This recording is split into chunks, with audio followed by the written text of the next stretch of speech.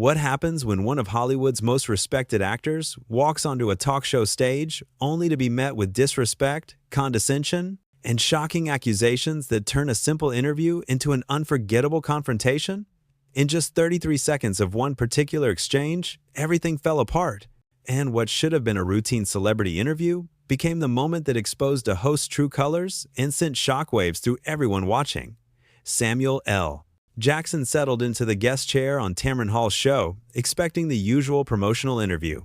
He was there to talk about his latest film project, something he had done hundreds of times before on countless talk shows. The studio audience applauded as he sat down, flashing that iconic smile that had made him one of the most recognizable faces in entertainment.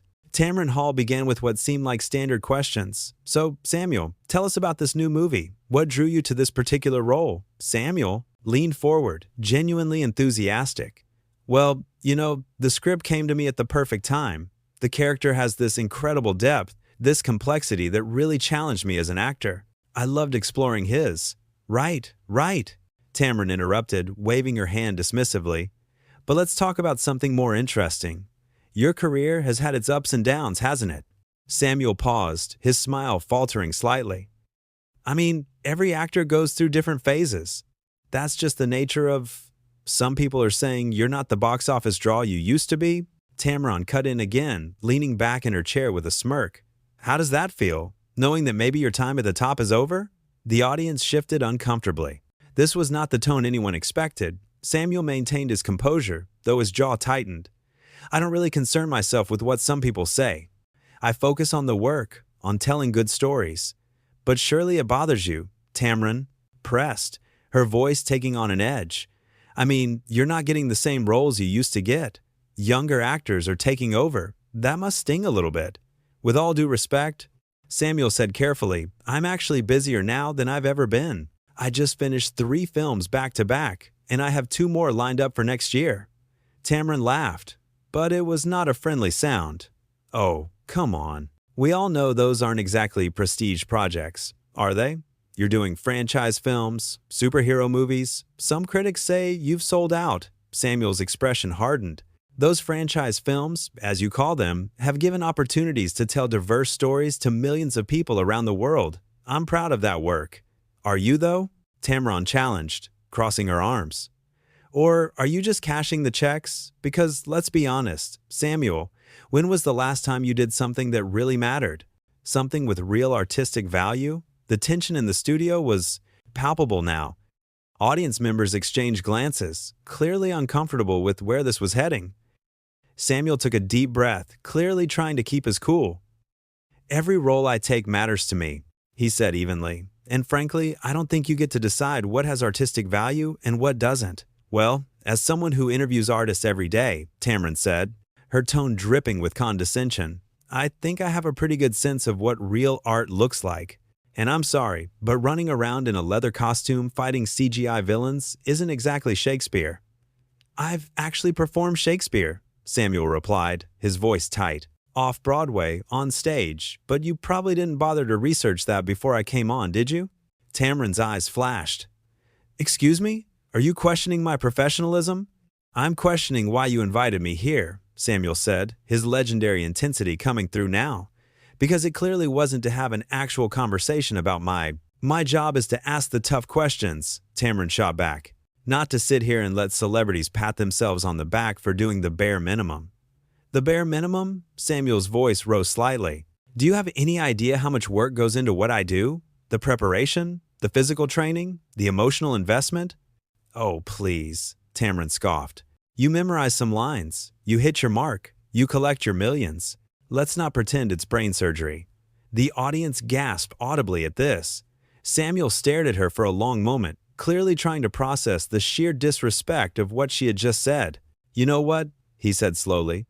"I've been doing interviews for over 30 years. I've sat across from journalists, talk show hosts, podcasters, you name it. And never, not once, have I been treated with such blatant disrespect." "Oh, here we go," Tamron said, rolling her eyes. "The celebrity victim card. Can't handle a little honest criticism?" "Honest criticism?" Samuel's voice was incredulous now. "You haven't asked me a single legitimate question about my work." You've just been taking shots, trying to get a reaction. Maybe I'm just trying to have a real conversation instead of the usual promotional fluff, Tamron said smugly. Maybe I'm trying to get past the carefully constructed image and see who you really are. Who I really am? Samuel leaned forward. I'm someone who takes my craft seriously. I'm someone who has worked incredibly hard to get where I am and to stay there. And I'm someone who deserves basic respect, which apparently is too much to ask for on this show. Tamron's expression turned icy. You know what your problem is, Samuel? You can't handle the fact that not everyone is going to bow down and worship at your feet. You're so used to people kissing up to you that when someone actually challenges you, you fall apart. Challenging me would involve asking me thoughtful questions. Samuel responded, his voice dangerously. Calm now. What you're doing is just being rude for the sake of it. I'm being honest, Tamron insisted, something you're clearly not used to. Honest? Samuel almost laughed. You don't know the first thing about me. You've made assumptions, you've repeated gossip, and you've shown nothing but contempt since I sat down in this chair. Maybe that's because I expected more from you, Tamron said, her voice rising. I expected someone with your reputation to be more than just another Hollywood actor coasting on past glory. The audience was silent now, watching this train wreck unfold. Samuel shook his head slowly, his face a mixture of disbelief and disappointment. Past glory? He repeated quietly. You really believe that, don't you? You really think that everything I've built, everything I continue to do, is just coasting? I think you're afraid, Tamron said, leaning forward aggressively. I think you're afraid that your relevance is fading, and instead of evolving, you're just doing the same thing over and over, hoping people don't notice. And I think, Samuel said, his voice cutting through the tension like a knife, that you're a talk show host who thinks being confrontational makes you edgy and interesting, when really it just makes you mean. Tamron's face flushed red. How dare you come on my show and insult me? How dare you invite me on your show just to tear me down? Samuel countered. What was the point of this? To boost your ratings? To make yourself feel important by trying to diminish someone else? I don't need to diminish you, Tamron snapped. You're doing a fine job of that yourself with your attitude. My attitude? Samuel's eyebrows shot up. My attitude has been nothing but patient and respectful, despite you coming at me from the moment I sat down. I answered your questions honestly. I tried to engage with you in good faith. And you've done nothing but attack me. If you can't handle a challenging interview, Tamron said coldly, then maybe you shouldn't do interviews at all. This isn't challenging, Samuel said, standing up now. Challenging would be asking me about my process, about the choices I make as an actor, about how I approach different roles. This is just petty. Sit down, Tamron commanded. We're not done here. Yes, Samuel said firmly. We are. You don't get to just walk off my show, Tamron said, her voice sharp with authority. I'm the host here. I say when we're done. Samuel looked at her with an expression that was equal parts pity and frustration. You know what the saddest part about this is? You had a chance to have a real conversation with me. You could have asked me anything. About my experiences in the industry, about the changes I've seen, about the projects I'm passionate about. Instead, you chose to make this about your ego. My ego? Tamron stood up as well now, her voice getting louder. You're the one who can't handle a few tough questions without throwing a tantrum. Tough questions, Samuel repeated, shaking his head. You keep using that phrase, but I don't think you know what it means. A tough question makes you think. A tough question challenges your perspective. What you've been doing is just insulting me and calling it journalism. I've been doing my job, Tamron insisted. If you don't like it, that's your problem, not mine. No, Samuel said, his voice firm but controlled. Your job is supposed to be about connecting with your guests, about bringing out interesting stories, about giving your audience something valuable. What you've done here today is waste everyone's time. Security, Tamron called out suddenly, shocking everyone in the studio. Please escort Mr. Jackson off the set. The audience erupted in confused murmurs. Samuel looked genuinely stunned. You're having me removed? He asked, disbelief evident in his voice. For what? For standing up for myself? For being disrespectful to me on my own show, Tamron said, her chin raised defiantly. I won't tolerate being spoken to that way. The irony, Samuel said, almost laughing now at the absurdity of it all. The absolute irony of you saying that after how you've treated me for the past 15 minutes. Two security guards approached hesitantly, clearly uncomfortable with the situation. They knew who Samuel L. Jackson was, and they had witnessed the entire exchange. They could see that this situation was not what it was being made out to be. "Ma'am," one of the guards said quietly to Tamron, "maybe we should just—" "Do your job," Tamron snapped at them. "Remove him from my set." "Now," Samuel held up his hands. "It's fine. I'll go. I wouldn't want to spend another second in this toxic environment anyway." "That's right. Walk away," Tamron said, trying to regain control of the situation. "Show everyone what kind of person you really are." Samuel turned back to face her one last time. "What kind of person I am? I'm the kind of person who knows my worth. I'm the kind of person who won't sit here and be disrespected just because someone with a microphone thinks they have the right to treat people poorly. And I'm the kind of person who will walk away from situations that serve no purpose except to tear others down." He looked directly at the cameras now, addressing the viewers at home. "To anyone watching this, I apologize that you had to witness this. I came here in good faith, excited to share my work with you. Instead, this turned into something ugly and unnecessary." "Oh, please," Tamron interjected. "Always the victim. Always the martyr." Samuel ignored her, continuing to speak to the camera. "I've had the privilege of working in this industry for decades.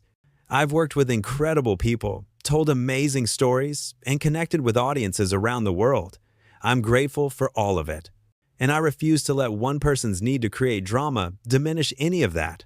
"Are you done with your pasted speech?" Tamron asked sarcastically.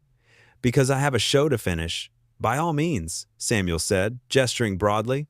"Finish your show. I'm sure it'll be fascinating television watching you try to justify what just happened here." "I don't need to justify anything," Tamron said. "You're the one who couldn't handle a simple interview. If that's what you need to tell yourself," Samuel said, shaking his head. He started walking toward the exit, the security guards awkwardly following at a distance, not actually escorting him so much as just being present. "You'll regret walking out on me," Tamron called after him. "Do you know how many actors would love to be on this show?" Samuel paused at the edge of the stage and turned back one final time. "And after today, do you know how many will think twice before saying yes to your invitation?" With that, he walked off the set, his head held high despite the chaos swirling around him. The audience sat in stunned silence, processing what they had just witnessed. Tamron stood there, microphone in hand, trying to regain her composure. "Well," she said, forcing a laugh that came out brittle and forced, "that was certainly unexpected. When we come back, we'll discuss what just happened here and why some celebrities just can't handle the spotlight anymore." But the damage was done. The audience members looked at each other with confused and concerned expressions. The crew members behind the cameras exchanged glances, clearly troubled by what had transpired. Everyone in that studio knew they had just witnessed something that went far beyond a difficult interview. As Samuel walked down the hallway backstage, he took a deep breath, letting the tension drain from his shoulders. He had handled thousands of interviews with grace and professionalism. He had faced tough questions, challenging topics, and difficult moments. But what had just happened in there was not journalism. It was not even entertainment. It was simply someone using their platform to belittle another human being for no reason other than to create controversy. Back on the set, Tamron tried to continue her show, but the energy had completely shifted. The audience was no longer engaged. They were distracted, disturbed by what they had witnessed. Some whispered to each other. Others pulled out their phones, undoubtedly already sharing what they had just seen. The producers scrambled in the control room, trying to figure out how to salvage the situation. This was not how the show was supposed to go. They had booked Samuel L. Jackson because he was a guaranteed draw, a beloved figure who would bring viewers and create positive buzz. Instead, they now had a disaster on their hands. Tamron pushed forward, trying to act as if everything was normal, as if she hadn't just had one of Hollywood's most respected actors removed from her set. "You know," she said to the camera, her voice tight, "in this business, you meet all kinds of people. Some can handle the heat, and some just can't." But even as she spoke those words, she could feel the judgment in the room. The audience was not buying it. They had eyes. They had ears. They had watched the entire interaction unfold. And they knew who had been unreasonable, who had been attacking, who had been the aggressor. One audience member, an older woman in the third row, actually stood up. "That was wrong," she said loudly, her voice carrying across the studio. "What you did to that man was wrong." Security moved toward her, but she continued. He came here to talk about his work, and you attacked him. You were rude and disrespectful, and he handled it with more grace than you deserved." "Ma'am, please sit down," a producer said, approaching her. "I will not," the woman said firmly. "Someone needs to say it." This was shameful. Other audience members began nodding and murmuring in agreement. The situation was spiraling further out of control. Tamron's face went from red to pale as she realized she was losing the room entirely. "We need to go to commercial," a producer's voice came through her earpiece urgently. "We'll be right back," Tamron said quickly, her practiced smile not quite reaching her eyes anymore. The moment the cameras cut, chaos erupted. Producers rushed onto the set, audience members were talking loudly amongst themselves, and Tamron stood there, suddenly looking very small despite being on her own stage, in her own studio, hosting her own show. Meanwhile, Samuel was in his dressing room gathering his things.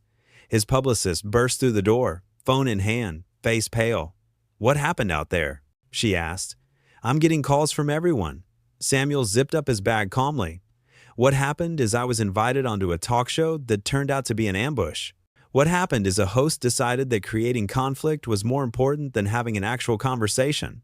What happened is I stood up for myself and left." "She had you removed," his publicist said, still trying to wrap her head around it. "She tried to make it look like she had me removed," Samuel corrected. "I was already leaving. She just wanted to save face by making it seem like it was her decision."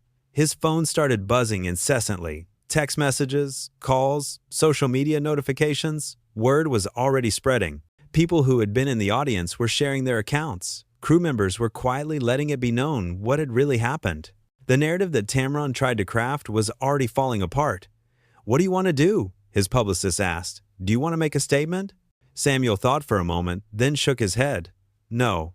What happened in there speaks for itself. Anyone who watches it will see exactly what went down. I don't need to add anything to it. But she's going to spin this," his publicist warned. "She's going to try to make you look like the bad guy." "Let her try," Samuel said calmly. "The truth has a way of coming out. And the truth is, I walked onto that stage with nothing but respect and professionalism, and I was met with hostility and contempt. People will see that." Back on the set, during the commercial break, Tamron was in a heated discussion with her producers. "You need to apologize," one producer said firmly. "When we come back from commercial, you need to walk this back." "Apologize?" Tamron's voice was incredulous. "For what? He's the one who walked off." "He walked off because you attacked him for 10 straight minutes?" Another producer said, his voice strained with stress. "The audience saw it. The crew saw it. When this airs, everyone will see it." "I was asking tough questions," Tamron insisted, but her voice lacked conviction now. "You were being cruel," the first producer said bluntly. "There's a difference between challenging someone and just being mean. And what you did out there crossed every line." "We have 30 seconds. Someone called out. Tamron stood there, frozen, realizing the magnitude of what had just happened. This was her show. Her name was on it. And she had just created a situation that could potentially destroy everything she had built. "What do I say?" she asked. And for the first time, there was uncertainty in her voice. "The truth," the producer said. "You say you let your emotions get the better of you. You say you're sorry. You try to salvage what's left of this disaster." The countdown began. 10 seconds. 9. 8. Tamron took a shaky breath, trying to compose herself. 7. 6. 5. She thought about Samuel's words, about how he said she could have asked him anything, could have had a real conversation. 4. 3. She thought about the disappointed looks on her audience's faces. 2. 1. And they were live.